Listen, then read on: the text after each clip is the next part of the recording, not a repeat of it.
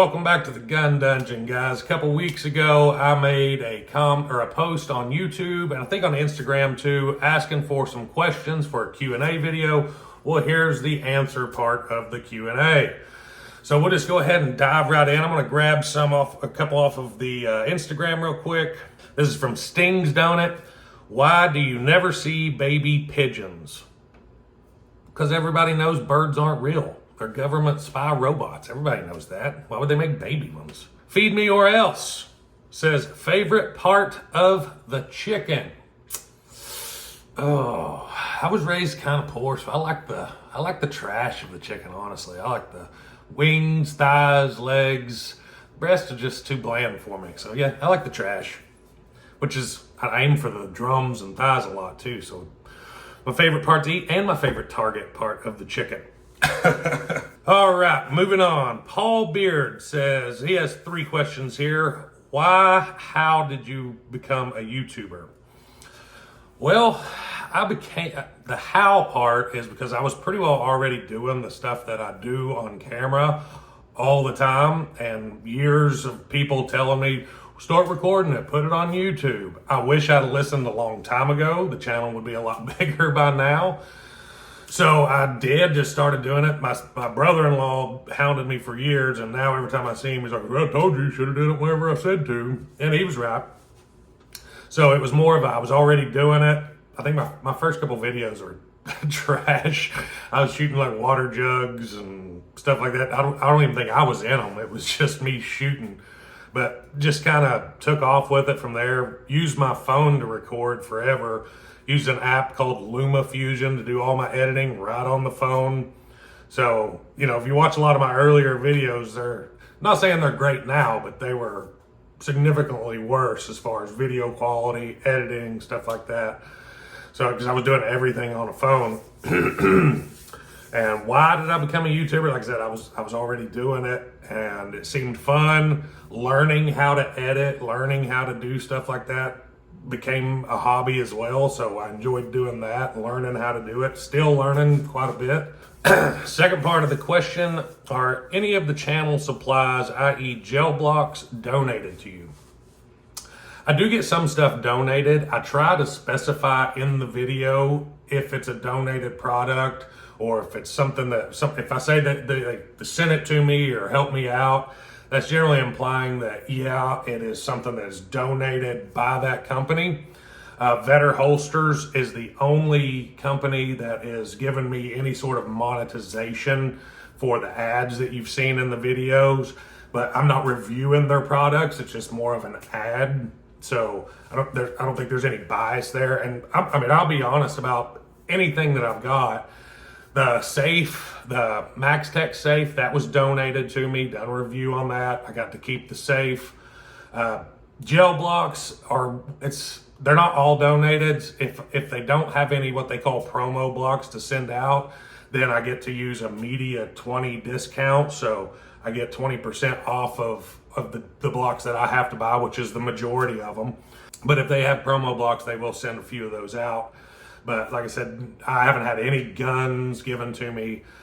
Some of the ammunition has been supplied to the channel. And like I said, if it is supplied to the channel, I will mention that in the video. So you'll see some G2 research ammo coming up here real soon. I mentioned they sent it over to the channel. I reviewed it, done gel blocks on it. You'll see that video here shortly. But yeah, I'm not bashful about anything. Matter of fact, if people... I've had a lot of people reach out to me and ask me to review some of their products. And I'll put up an example on the screen here, what my response generally is. And I'll generally reply back with something along the lines of, yeah, I don't care to take a look at it, but just know I'm going to be honest about how it performs. I'm not going to lie to my audience. I'm not going to hide anything. I'm not going to treat it gingerly. That's typically how I respond. And most of the time, honestly, they don't even get back to me after I reply like that. But it is what it is. I'm not going to take a product, tell you that it's good, and me knowing that it's trash just to just to make a company happy. That's not who I'm here for. So yeah, some of it is donated, but I will tell you if it is. If you have any questions, you can ask in the comments. I don't care a bit to tell you yes or no in the comments in front of God and everybody. I'm not trying to hide anything or get by with anything. All right, same guy. Third question here. You clearly ain't from California. Where are you from? I'm from the hills of Kentucky. Straight up Appalachian, baby. Okay, Steel Punisher 69 says, good idea. I love all firearms, but my first love is Colt single actions and that age. What's your favorite guns and most commonly carried? Ooh, favorite guns. Hitting me hard there. See, it's hard to say favorite guns without breaking it down. My favorite guns to just shoot, typically something CZ handgun wise. I really like CZs, love everything about them. I don't think they have a model that I don't like as far as handguns go. Rifles, I shoot a lot of AR platform stuff, but lately it's been the Tavor. I really like that Tavor. It feels so different from what I'm used to as far as the weight and balance, and just the ergonomics are kind of the same in a lot of ways, but it just handles different, and I like it. So I've been shooting that. I'm looking at picking up a Tavor 7 possibly, so keep an eye out for that on the channel. Won't be in the next couple of weeks, but I'm looking to do that soon. But yeah, I like the Tavors for rifles. As far as what's my favorite or most commonly carried, the exact opposite of what I just said. Most commonly, I will carry a striker fired polymer handgun of some sort with no safety. Chris Morley, what's your EDC and what ammo do you chamber? Maybe a few different combos perhaps. My EDC isn't so much a specific gun as, like I just said, it's more of a specific platform. Typically, I will carry a striker fired polymer handgun with night sights on it. That's typically what I carry most of the time. Randomly, I will carry, like, say, my CZ PCR. Sometimes, like Thanksgiving, I threw on a 1911 because it had fancy Cocobolo grips with my initials engraved in them, and it was kind of like my barbecue carry gun. But that was just going to family's house, just kind of showing it off. But in a serious day-to-day carrying manner, I will typically carry no thumb safety, no safety. Sometimes like an XD may have a grip safety or something, but passive safety if anything. Striker fired handgun that is going to transfer that muscle memory is going to transfer from gun to gun to gun, because I will carry different sizes, flavors, and whatever of handguns. Just based on what I'm wearing, I may carry a small single stack or I may carry a medium sized double stack, but typically they will be the same striker fired trigger, polymer frame handgun. Moving on. What ammo do you carry in 9mm? And I kind of missed this part from the question before. In 9mm, I will typically carry something that is a 115 to 124 grain HST, gold dot,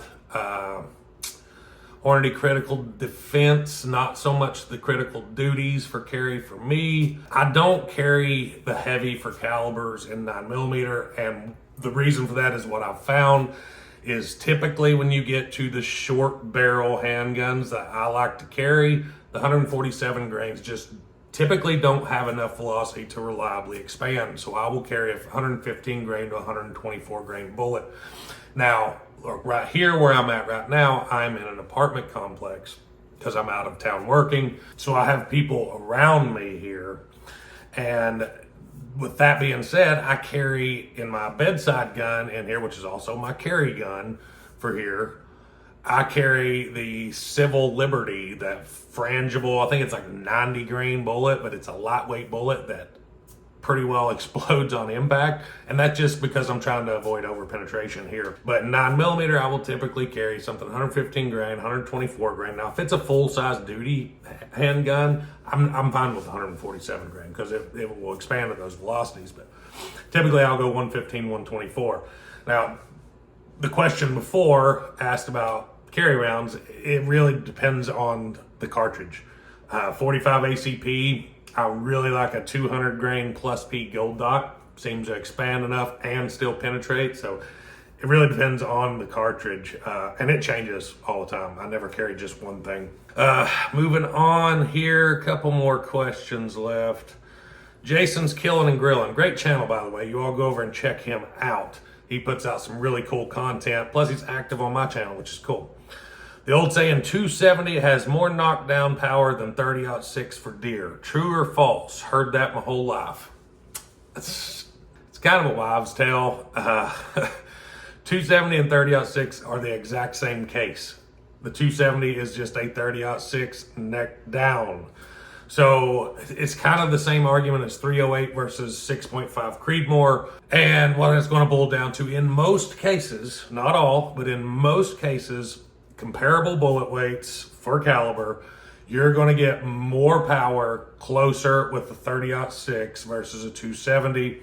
And then because of the smaller diameter bullets of the 270 with a higher ballistic coefficient, of course, there's so many variables here, so I'm just generalizing. Typically, once you get beyond 300, 400, 500 yards, the 270 may surpass the 30-06 because it has a more aerodynamic bullet going a little bit faster. But it's a lighter bullet too, so you got that offset there where it has to go a certain distance before it can surpass. But I can promise you, any deer you're going to shoot with a 30-06 or a 270, I promise you're not going to be able to walk up and look at the difference if you're using the exact same style of bullet. If you're using a Remington Core-Lokt 30-06 and then you use a Remington Core-Lokt 270 and you shoot two identical deer at the identical distances, you're not going to be able to tell a difference walking up and looking at them or how the deer react. Shot placement is key. It is more important than what you're actually using, especially between a 30-06 and a 270. So yeah, I'm going to have to call that one false. Just because there's so much, if they're so close, it doesn't even make sense to say one's more powerful than the other. All right, last question here. James Pugh, sure are you head to SHOT Show 2023? I have my badge. I have done the registration, but I don't know if I'm going or not. I highly doubt that I will unless something changes with the cost of flights. Flights are outrageous. And last year when I went, there were a lot of vendors that I wanted to see that were not there. CZ wasn't there, Colt wasn't there, Springfield wasn't there. I don't think Ruger was there. There were a lot of big brands that I was really interested in that wasn't there. And I think last year was due to a lot of the COVID BS that was going on. But I'll probably give it a year, maybe two, see if things start getting better as far as all the vendors showing up before I spend $5,000-$6,000 to go out and the vendors that I wanted to see not be there. So unless something drastically changes, I'm leaning towards probably not this year. We'll see how it goes. I have everything to go as far as the badges and stuff. I can't justify it in my head. But so I think I'm through all of the questions. If y'all have any more questions, put them in the comments below. Like I said, go check out Jason's Killing and Grilling. Great channel. I hope I didn't miss anybody. Let me make sure real quick. I don't think that I did. I don't see any more. So if I missed you, let me know in the comments and I'll try to get to you. But hope you enjoyed the video. It was fun to make. We may try this again in the future, so be thinking of what questions you may want to ask, and we'll try this again later on down the road. But thanks for watching, guys, and until next time, stay tuned.